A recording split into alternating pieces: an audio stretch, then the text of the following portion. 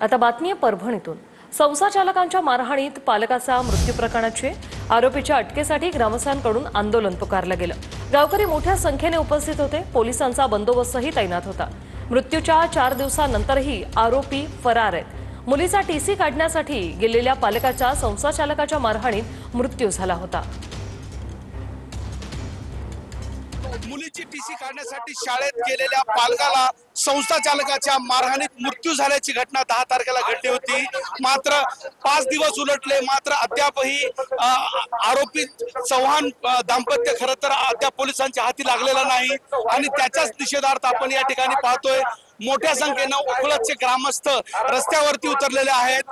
खरं तर मोर्चा त्यांच्याकडून काढण्यात येत आहे। आरोपींना अटक करून कठोर शासन करावे अशी त्यांची मागणी आहे। या मोर्चाचं आयोजन करण्यात आलेलं आहे ग्रामस्थांकडून। श्री कृष्ण मंगल कार्यालय या ठिकाणावरून आता हा मोर्चा जिल्हाधिकारी कार्यालयाच्या दिशेने मार्गस्थ झालेला आपण पाहतोय। मोठ्या संख्येनं पोलीस बंदोबस्त या मोर्चाला तैनात करण्यात आलेला आहे। पीडित कुटुंबियांचे पीडित कुटुंबीय या मोर्चामध्ये सहभागी झालेला आहे।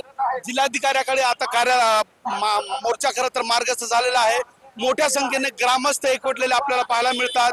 चव्हाण दाम्पत्याला कधी अटक होईल हा प्रश्न एकूणच या मोर्चाच्या निमित्तानं उपस्थित केला जातोय।